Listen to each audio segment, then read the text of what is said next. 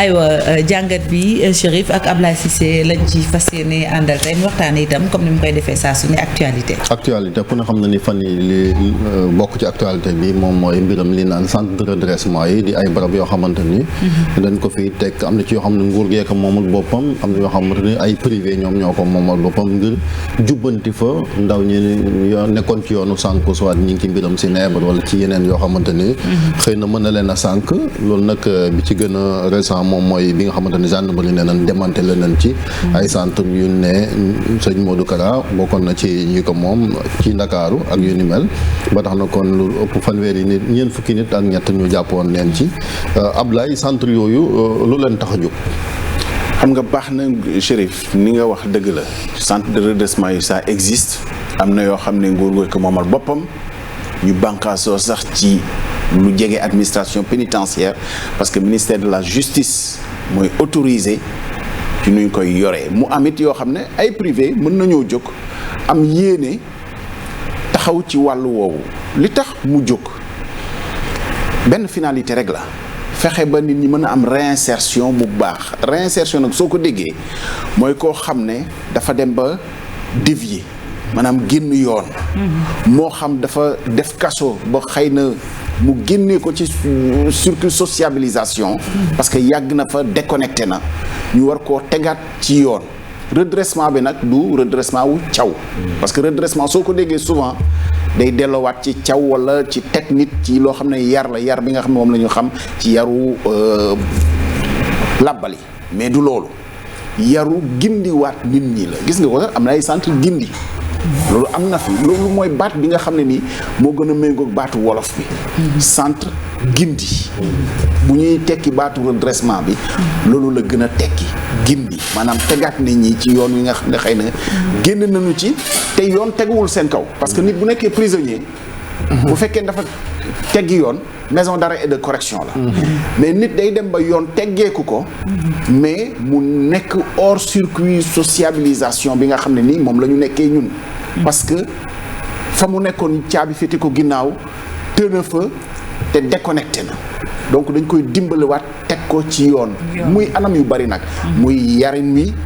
muy jàngalaat ko métier jàngalaat ko dund ak nit ñi parce que loolu moo ci ëpp solo boo demee ba mënatoo dund ak nit la sociabilisation simple voilà dugalaat ko ci circuit wi li nga xam ne nii mooy nit jàngalaat ko nite loolu nag dafa yaatu mais c'est très très encadré parce que bu dee buyu état yi la amul benn problème dafay am personnel yoo xam ne nii sax dañoo qualifié habilité bari nañu ñi ciy intervenir travailleurs sociaux dañuy intervenir surtout éducateur spécialisé te éducateur spécialisé nag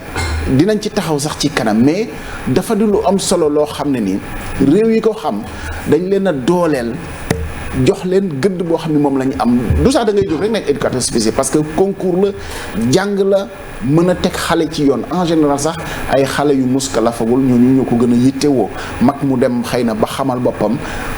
bu jéngee xëy na leneen mooy wàcc leneen mooy àtteem mais ñi ñu yóbbu foofu en général mooy ñi nga xam ne toll nañ ci ñu jubbantiwaat leen tegaat leen ci yoon. léegi bu ñu ñëwee ba léegi ci wàll woowu nag est-ce que am na lu fi bees parce que duñu gis ne bi soxal mbiram affaire sëñ Modou Kara mais du loo xamante ni guleet la fii ci Sénégal. non xam nga Sénégal dañoo tàmm bu ñu tegee loi état moo koy njëkk a wàcc te xam nga état su wàccee yoon day jafe pour moom mu tegaat wàcc yoon ci yoon.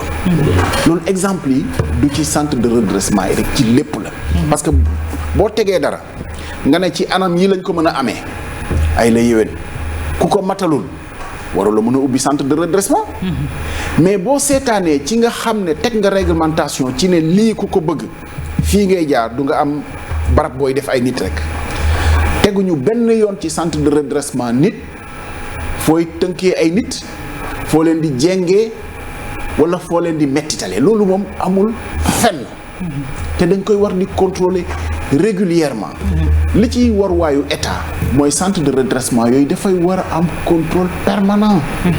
te contrôle bi ni muy mën a nekkee mooy mu am personnel qualifié yooyu nga xamante ne nii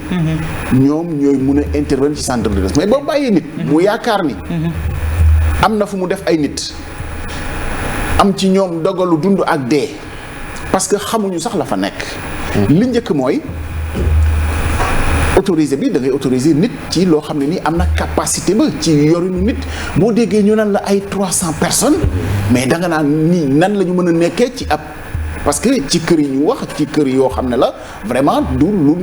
ay centaines de personnes mën a dund. ci yoon. donc loolu rek déjà.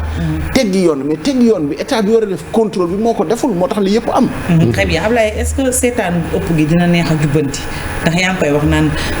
lu yaatu la waaye itam lu ñu war a mën a encadrer la bu ñu demee nag ba ñàkk teg ay gët nguur gi mu bëri ku ne yor sa centre de traitement bopp mbir mi day ami dérive léegi nag dérive yi fi mu toll nii est-ce que dina neex pour nguur gi xam nga li ci gën a doy waar lu tax du neex a lijjanti bu doon man ak yow la tey waxatuñu suñuy wax bu doon man ak yow ñoo yor kër yooyu def li ñu def nii c'est-à-dire bi ñu tuddee sa centre de redressement dañu naan dañ doon torturer ay nit jeex na bu doon man ak yow la jàllale nañu yàgg na xam nga réew mi aussi c'est-à-dire am réglementation boo xam ne dafa am ñu ma fi nekkal am ñoo xam ne mën nañoo def lu leen neex te dara du leen ci fekk man ak yow mii am na loo xam ne nii sañuñu koo def ci réew mi parce que xam nañu li ñu ciy fekk te loolu soo ko defee rek après c'est très difficile pour nga yemale nit ñi du point de vue de la loi nekkulu fi baadoolo bi nekkalu fi borom daraja bi nekkalu fi ki nga xam ne nii jàpp na ni maqaamam moo tax mu mën a teggi yoon te dara du ko ci fekk loolu mooy tax muy jafee lijjanti parce que tey ki nga xamante ni nii xëy na am na ñoo xam ne yor nañu lu mel noonu làqatu def ko sax ci secret parce que lépp mën naa nekk def ko ci loo xam ne nii mataloo li nga xam ne mooy réglementation bi di ko def bu ñu la jàppee ëllëg mais li la ciy fekk mais méngale ko ak coowul sëriñ daara yi nga xam ne nii moom moo fi nekkoon mais pratiquement amul différence en réalité parce que foofu aussi dañ fay jàngal nit ñi di leen jàngal nekk nit di leen jubbanti te ñooñu ay xale lañu donc soo paree ñu leen di jàngal téere yàlla di leen jàngal diine teg ci Ablaye ñàkk toll la ci wàllu loi ndax du amul précédent dangereux wala mu indi loo xam ne ay jafe-jafe la ndaxte wax nga ko sànq am na sëriñu daara bu jéng taalibe gis nañ ci nam tu demee procédé nañ ko wane ñoom seen tey jii lii nga gis 330 personnes ñu téye torturé leen nga gis ki nga xam te ni moom mooy wax sax moom xam ne moom moo war a yor enquête bi nee na malnutrition maanaam lekk sax defuñu ko kon tey est-ce que waroon nañ toll ci taxaw bu fekkee ni jurisprudence su sëriñu daara boobu la ñu waroon topp rek est-ce que tey yëf yi waroon gën a évoluer. soo bëggee dégg dëgg rek mooy lii fi muy mujjee ku ne xam nañu ko walla maslaha lay mujjee parce que nag bu ñuy waxante dëgg rek waruñu woon a mën a jàpp ñi nga xam ne nee nañu ñooy geôlier yi. ñoom ñoo fa nekk di mettital nit ñi di leen kii te xam ki ko moom. xam nga loolu moom xel buy dox xam ni.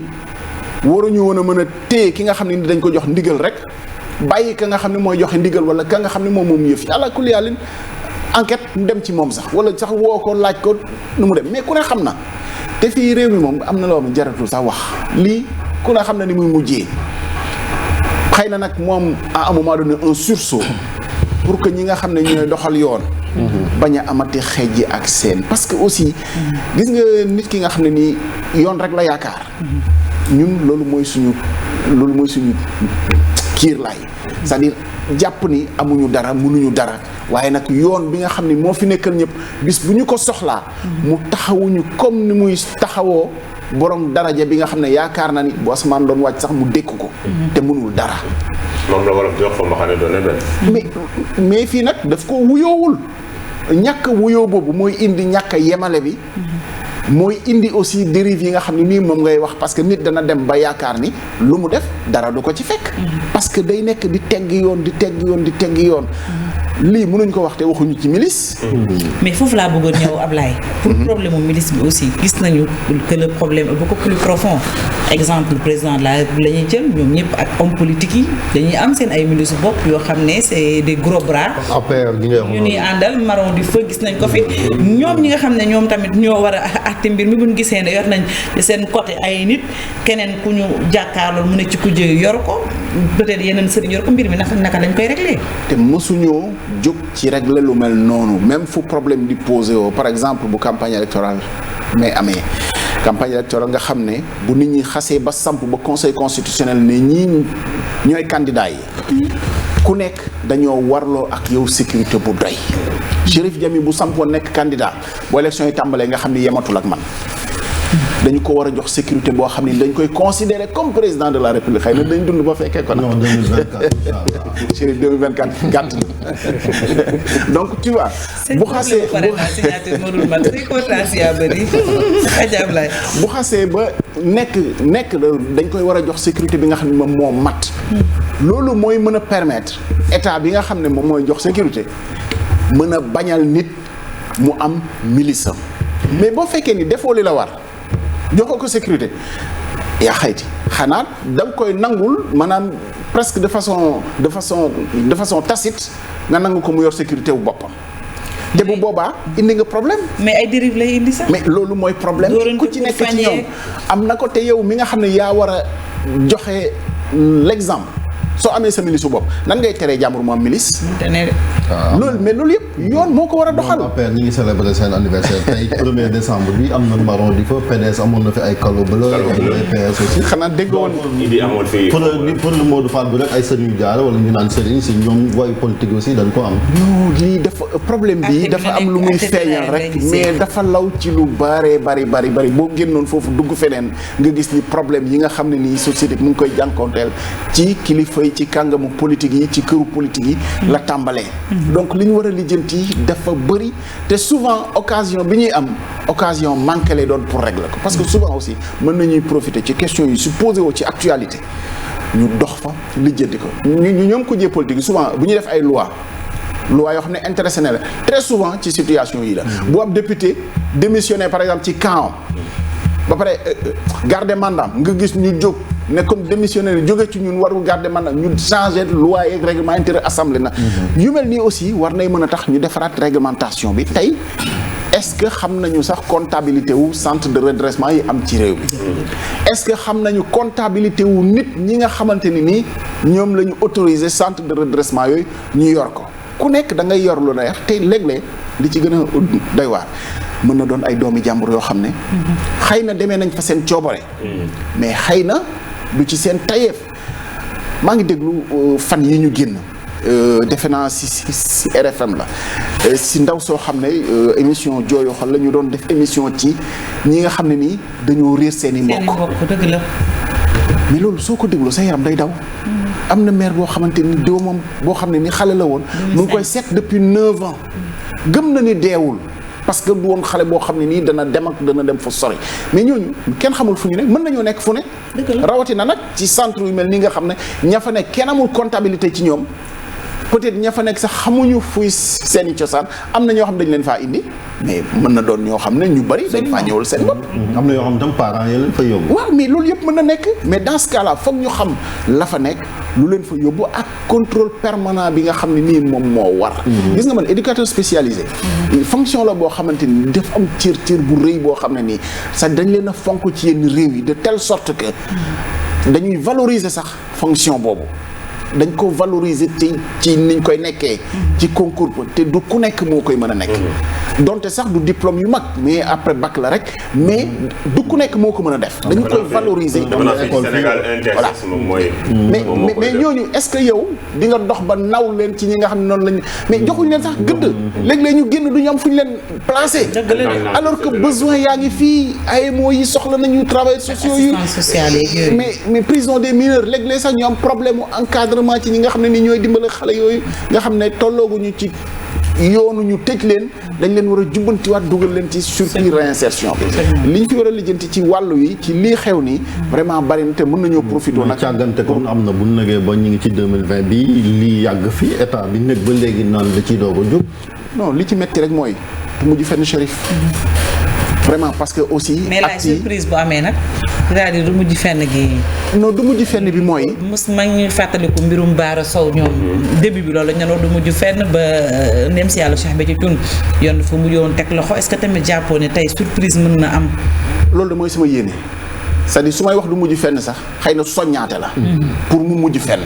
vraiment loolu mooy suñu yéene parce que am na loo xam ne réew mu moderne war na koo dépasser buñ mën nañoo dem sax ba jaaree fii ne léegi jeex na privé dénkatuñu kenn muy jubbanti état jëlaat na wàllam li nga xam ne nii moom moo ko parce que nag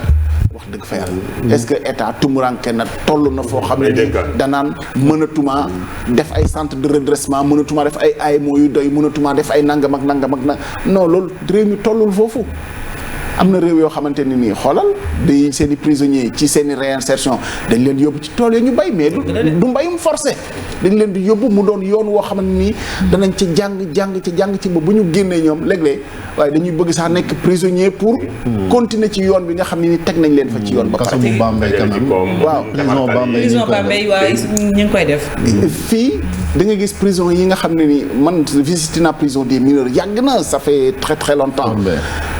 xale yi li ñu leen doon jàngal ci métier wàllu menuisier mais c'est très bien di fa doon def maraîchage mais boo demee ba ñu gis ni la ñu am ci réserve foncière bon ñu ngi koy kuppati da ci def leen ne finalement da nga naan politique yi nga xam ne nii am nañu ko est-ce que méngoo na ak yéenewu société bi bëgg-bëgg société ak deminu société bi yooyu yëpp la ñu war a xoolaat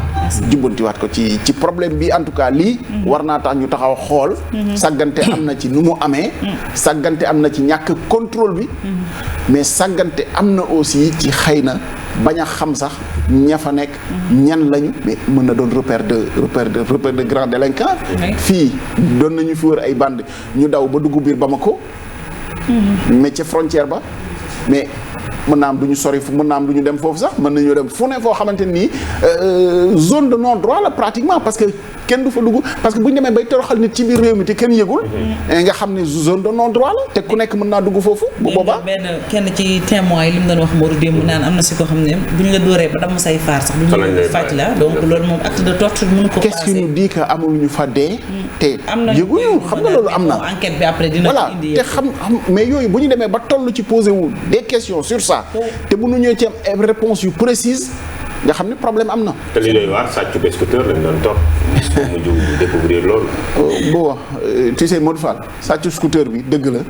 mais amul dara lu fi bees loo xam ne nii vraiment. xamuñu ko woon. absolument voilà xëy na man ak yow umpule nañ ko mais ñi ko war a lijjanti moom. umpule wuñ ci woon dara. très bien merci beaucoup Ablaye Cissé jàngat bi am na solo ni ñu koy defee talaata bu jot ak moom tey itam mu doon waxtaanee lu ñu am ci actualité léegi ñu dalal suñu invité.